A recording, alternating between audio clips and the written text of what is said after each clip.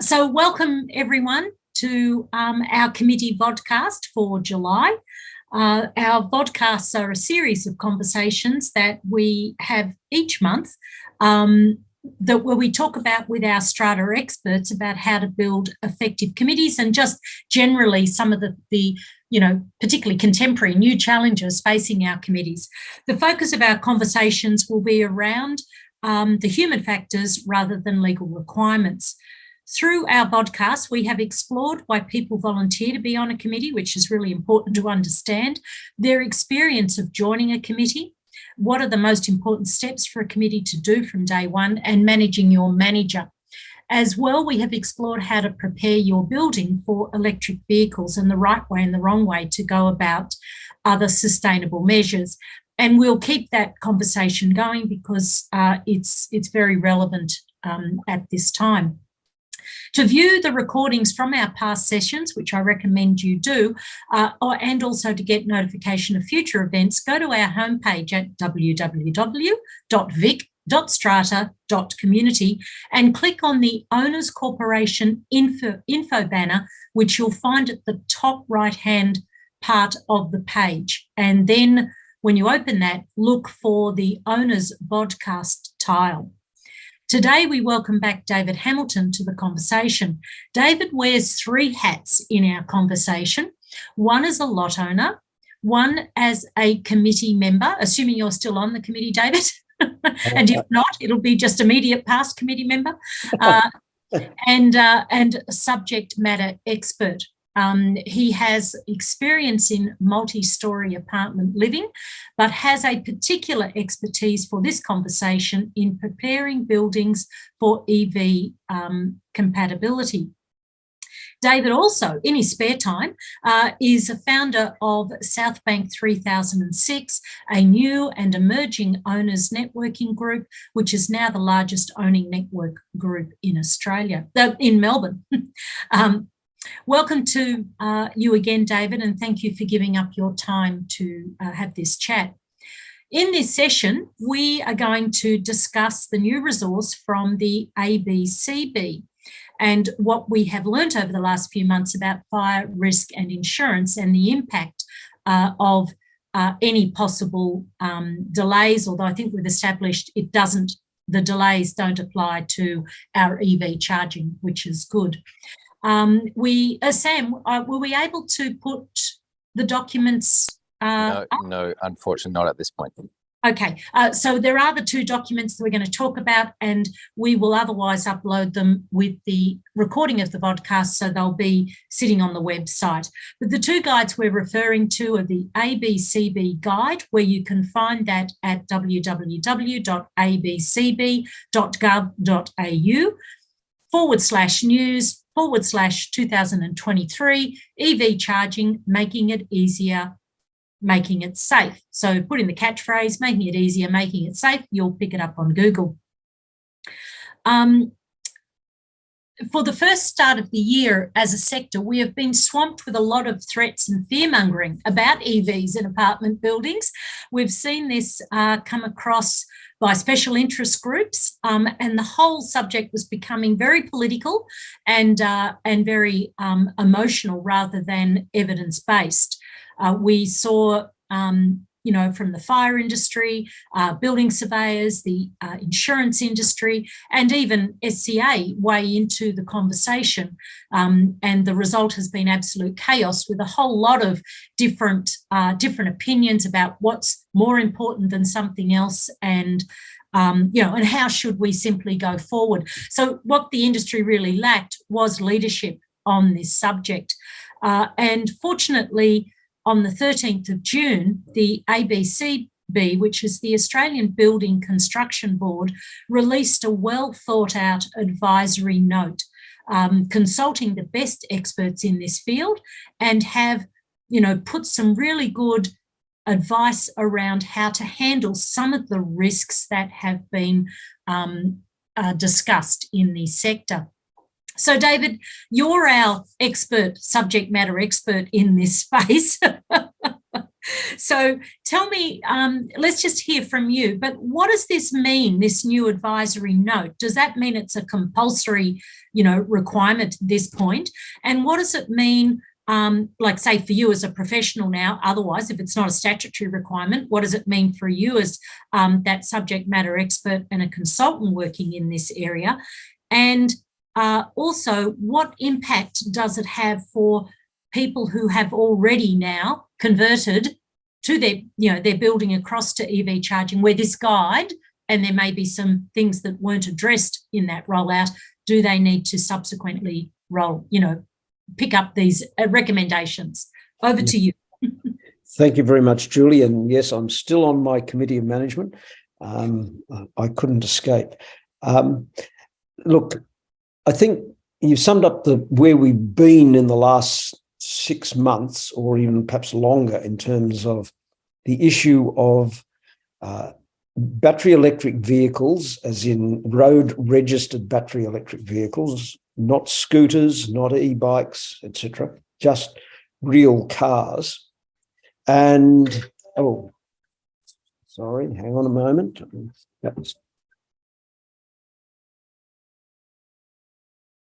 That's better. I thought that was on silent. Anyway, there's been a lot of hysteria created, some fear, uncertainty, and doubt. And I've been trying, and in fact, I've been saying to owners corporation managers about the fear, uncertainty, and doubt that's being propagated for a variety of reasons, right? And probably this is an area which has garnered a lot of attention and clickbait and all the bad things that have gone on. I have said that it's now taken over from COVID vaccinations and COVID fear. Okay, right. So from that perspective, we had also in this last 6 months then the hiatus created by some insurers, and which was, and unfortunately, brokers who also were even less informed. And that brought another level of uncertainty and doubt for the owners corporation, for owners corporation committees, OC managers, and we got to a point where insurers were saying, "Oh, look, we don't know because there haven't been enough fires." Now, which seems to be quite a strange position to argue, that is, until we have enough fires, we won't be able to assess the risk. Well, but maybe fire isn't an issue. So that's still being played out. The importance of this guidance note is that it has had the sign-off of every state building minister, every state building authority. It has come about as a result of evidence-based policy, not as about interest group-based policy. And I think that's a really fundamental difference. And it offers some really good, simple, practical advice to installers, to owners corporations, and ultimately we'll assume the insurance industry will take it on board in their thinking. So what has changed from what I as a consultant have been working and promoting, and generally, and you would find that the Electric Vehicle Council has been promoting for how to retrofit in apartment buildings, which was to bring them to a standard that the National Construction Code is requiring for all new buildings. That is, dedicated EV circuits on the main switchboard, dedicated distribution boards, dedicated cable tray around car parks, dedicated load management systems managing the charging, use of smart chargers, having chargers installed by registered electrical contractors, all the good practices that you would expect. Not using granny chargers on GPO outlets, not having systems that are not managed and controlled centrally. So this advisory note has drawn together what has been best practice in the industry. It's also drawn together and been based on advice that they commissioned from EV FireSafe, which is probably acknowledged as Australia's repository of knowledge about fire and EV, who are part of a wider worldwide network of parties working on this issue and collecting data on the issue. So what's changed since I've started doing this work? Well, I suspect that the major piece of hardware change is that they've recommended that there should be a master isolation switch, and that is integrated with the fire panel to shunt off or turn off the EV charging circuits when a fire alert has been sent through the fire system in a building and the fire stations, first responders are being advised. That is to deal particularly with issues associated with electrocution, because there have been some incidents or the potential of some incidents with AC charges, electrocution in a watered environment. Excuse me. So, what might have to be my response to buildings where we have installed? It's a small piece of work, putting another piece of hardware on the main switchboard connected to the fire panel, probably cost an OC around $5,000. Excuse me. So that's a big piece of hardware. Most of the other things are about creating a safer environment, putting around signs, preparing maps, briefing the fire service. So that creates a safer environment and makes it safer for people. They're the main things that you will see on the advisory note, which are different to what's been put in place to date. The final piece I'd say is that when you read the EV FireSafe report to the Building Construction Code Board, it paints a very positive picture. It shows that the analysis of fires in internal combustion engines versus fires in EV, there's basically no difference.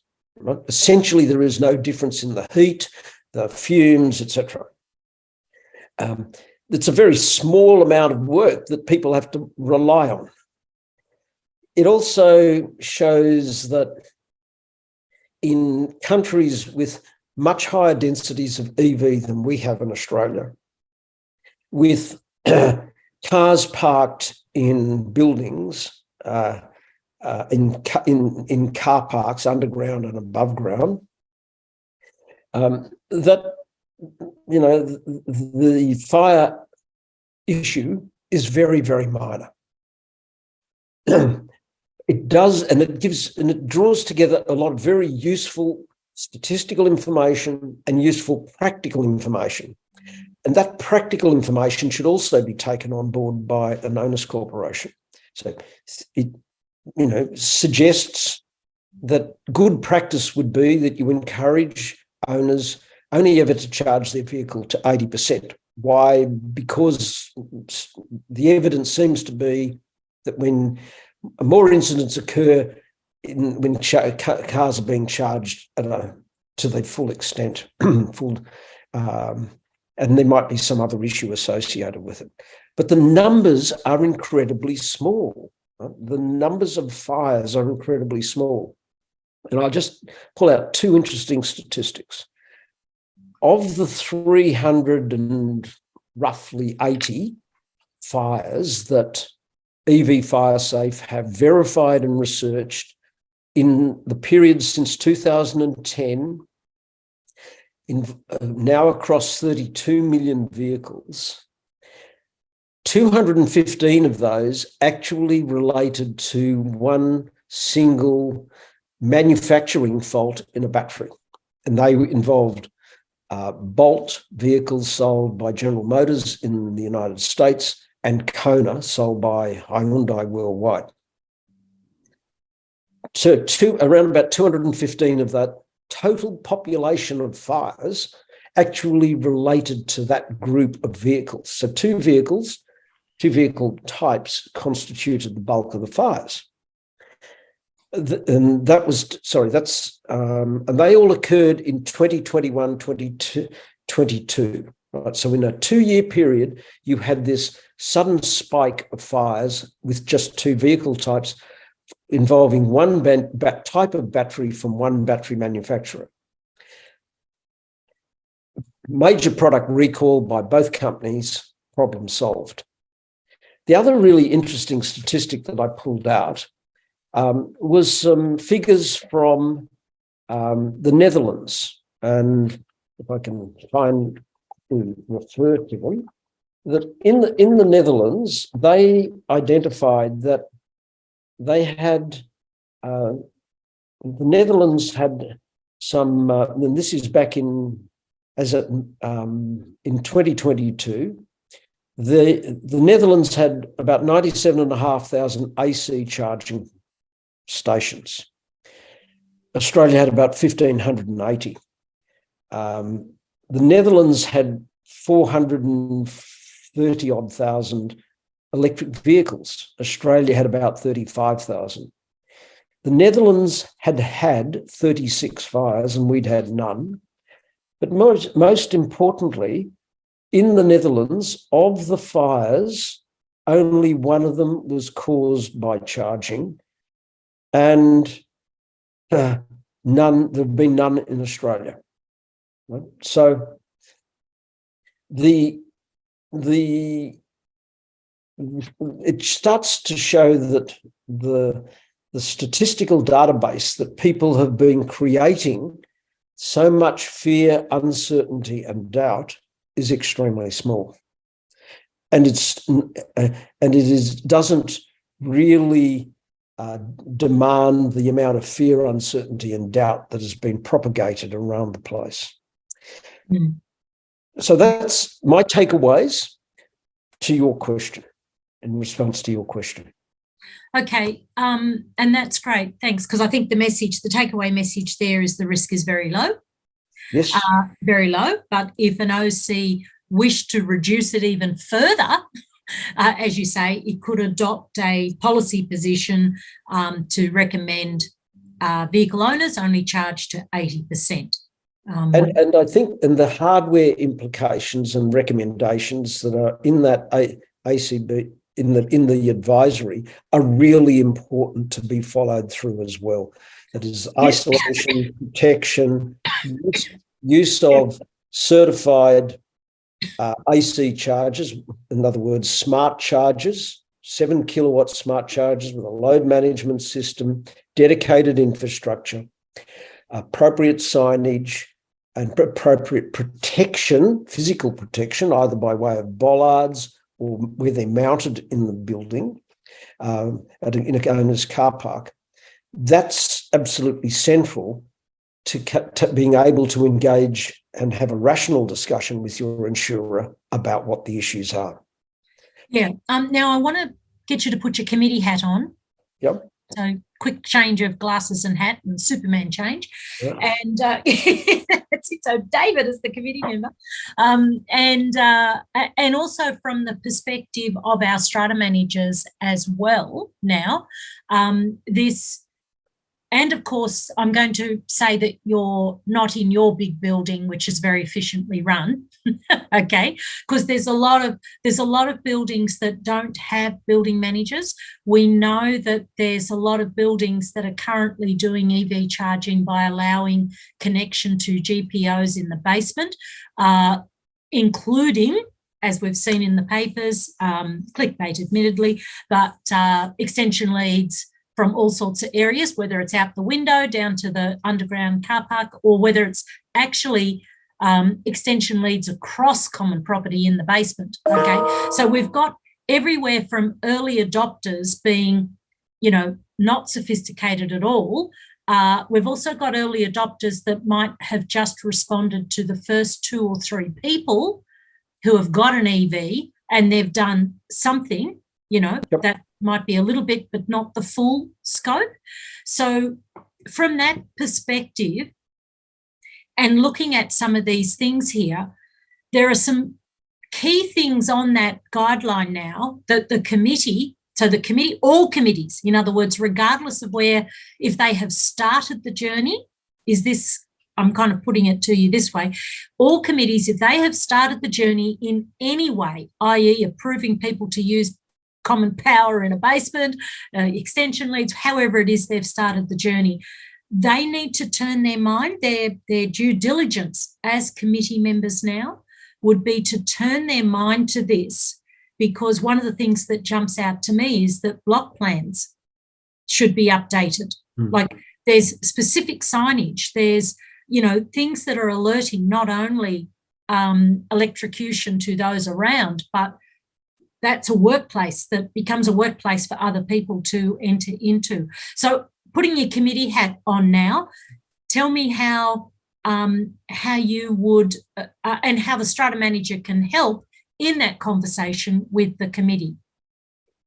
Yes, so thinking at it from that perspective, I think a strata manager needs to, for that sort of environment that you've described, they need to work with the committee to help the committee understand the risks that are associated and how they should, at a first level, be managed in terms of the environment and the people. That's at a first level. The second, and that does involve signage. It does involve reviewing various plans for the building. And it does involve engaging with the owners who have EV. And I think that's a really important point. Because it's come to me that, we've only got a couple of people in the building, and it sort of becomes a sort of them and us discussion. And and it's often resulted because somebody's gone to the committee and said, I want to do X. And the first reaction has been, no, you can't, or we're not interested in your issue. And so that sets up this sort of conflict inherent from the beginning. And I come across quite a number of that environment. And I think, therefore, a committee needs, and an OC manager in particular, needs to engage with individual owners, and they need to have a concrete set of things that they can offer as risk mitigants for the wider community in the building. And I'm talking about, therefore, where you've got smaller buildings, there's such as you've described, where there's no facility manager, full-time building manager. But even in those environments, I think you probably should do this. And that is where the EV Fire Safe report, which is available, it has some sort of good practice guidelines for helping people who have an EV. Look, can you do it in this way? When you use your EV, charge it in this way. I think the other thing that OC managers need to understand in that sort of environment that you've described is their requirements with respect to metering, cost recovery, and in some states, such as Victoria, they're reporting obligations to the Minister for Energy. So in those things are not about fire or managing that risk. It's about managing the risk of complying with the electricity supply industry regulations, in other words, the retail supply regulations as they apply either under the AER or under the ESC in Victoria. So I think that they're important things that an OC manager needs to get to grips with. Okay, and so giving people practical and agreed upon ways of managing their charging, I think, is critical in the sorts of environments that you've talked about. Then that goes on to, right, well, over the longer term, let's now work out how we can address this issue for a permanent solution. That's a separate piece of work. Yeah. Of course, when we talk about EV, as in electric vehicle, we are talking about motor vehicles in particular, and the sophistication around that equipment and their charging stuff, when the platforms that they talk to or whatever, is what's low risk.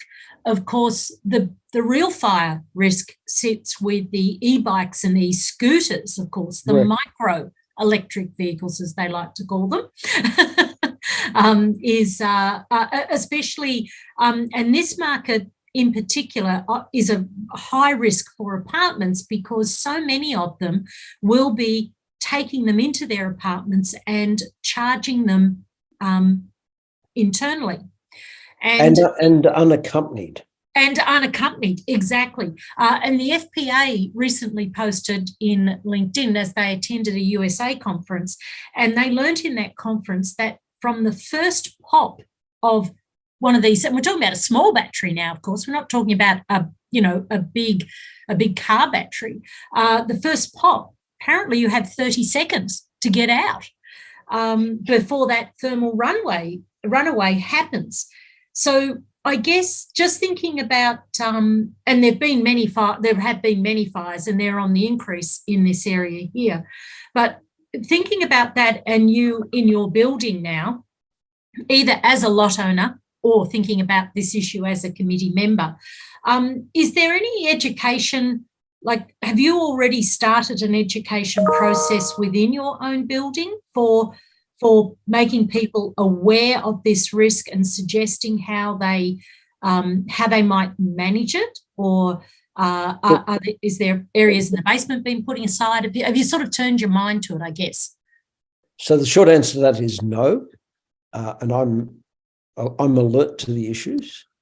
Again, EV fire safe, first 6 months of this year, 132 such fires that have so far been identified worldwide. That compares with 380 in electric vehicles worldwide in 13 years. So that's sort of a sense of the problem. The issues, again, the issues are, why do they occur so frequently there? Well, firstly, the batteries are not built to the same standards. The battery management systems aren't built to the same standards. The quality is just not there. In other words, when you're dealing with a road-registered battery electric vehicle, you're dealing with a large manufacturing company, an engineering business with a lot of credibility, and in most cases, 100 years of history and systems to support it. You don't get any of that with an e-scooter or an e-bike. So that's just that. So they're like chalk and cheese. So what can you do? Well, I've been turning my mind to it. Yes, you can give people advisories internally, about what to do.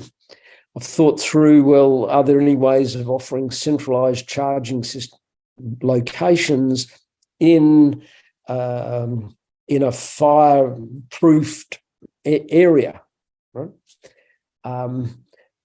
I just think it's a challenge that we are so far behind on, and the demand or the interest in using those devices for micro mobility is it's just way ahead of where we are, and it's just one of the many challenges that an OC faces. If I was an insurer, I'd be more worried about what is going in that space. Exactly. In that space, yeah. But or if I was a fire engineer, that would be where I'd be focusing my attention. But it's not as profitable. No. So I'm an e-bike rider, and once I became aware of this issue, I bought a time clock to make sure that the charging would be turned off after 2 hours. So I do it in recharge it in 2 hours, and at least I know that's turned off, but I don't leave it unattended either. and I'm there, to concentrate. But if we take some of the lessons from battery electric vehicle, as in the road registered battery electric vehicles, yep, we know the evidence there is that in the early days, which is when more fires occurred than today, when before battery management systems got as sophisticated and battery technology had improved, that the level of charge was also important. That is, so encouraging people not to charge the thing fully. Now, I can rely on Apple when I'm charging my iPhone that its battery management system cycles it down. Once it's got to a certain point in the charging cycle, between 80 and 90%, it's really slowing it down. If it senses heat build up, it will turn off the charging. You don't have any of that. Therefore, you've got to educate people and you've got to have brute force solutions for them. But unfortunately, we're then trying to deal with a group of humans and change their behaviour when it isn't, when risk is something that may not be something that is top of mind when they're thinking about charging their e-scooter or their e-bike. No, that's right. So it's an education program, as you know, that we don't really have an engineering solution to that safety problem. No, we don't. Not yet.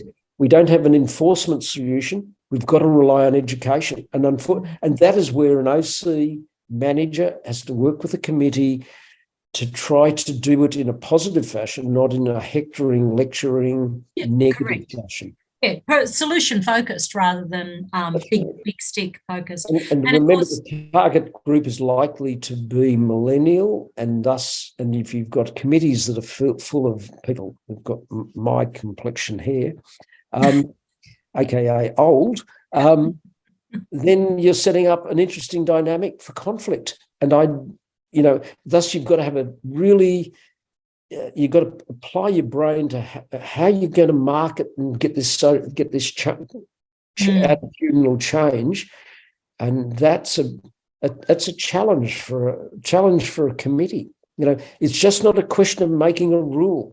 It's about educating people, because you can't make a rule because you can't enforce it. Pointless making rules that you can't enforce. No, and I would wholeheartedly agree with that too.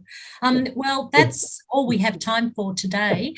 But just on that finishing note, of course, we know that the ACCC was investigating this, so we may still get some kind of regulatory response to at least the standards of batteries that they, so that's something else, as if there was some kind of a framework, if you like, imposed. The bit we're saying is missing. If there was some framework imposed on the chargers and the quality of the batteries coming into the country, then that ultimately will reduce, that in the same way they have done for electric vehicles, of course. So, in the bigger picture, we just need a sort of that to flow through to the smaller. And this happens to be probably the strongest argument you should have for e-scooter hire companies, because you don't have to buy one, just hire one as you require it. Yes. And the problem is they don't come into the building. And it doesn't come into the building. Exactly. I totally agree. Well, thank you so much again for giving up your time to talk to us. We will be back again next month with a slight change in conversation. We're going to look a bit more on governance and conflicts of interest with Dr. Nicole Johnson. And so that will be, we'll see you again for that topic next month. So bye for now, everyone.